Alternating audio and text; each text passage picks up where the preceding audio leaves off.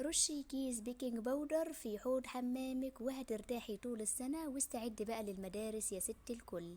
الفيديو ده مليان افكار كتير هتعجبك قوي، ما تنسيش اللايك الحلو منك وما تبقيش بخيلة. ولو مش مشتركة في القناة يا ريت تشتركي في القناة وتشرفيني.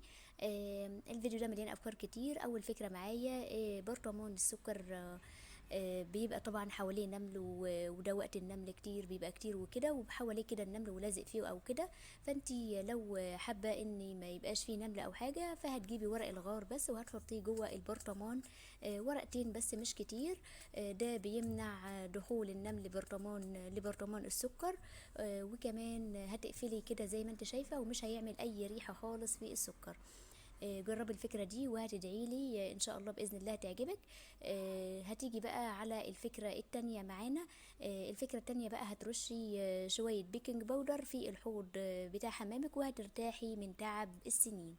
اول حاجه بقى هتجيبي السداده بتاعه الحوض، وهتحاولي تملي شويه كده من الميه، هتسيبي الحنفيه بس مفتوحه، وهتجيبي كيس بيكنج باودر وهترشي حوالي نصه كده في الميه دي.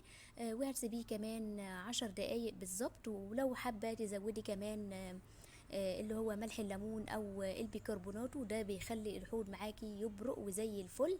آه، طبعا هتسيبيهم 10 دقايق كده لحد ما يبتدي ينظف كل الرواسب اللي على الحوض، وهيخليه جميل وزي الفل زي ما انتم شايفين كده.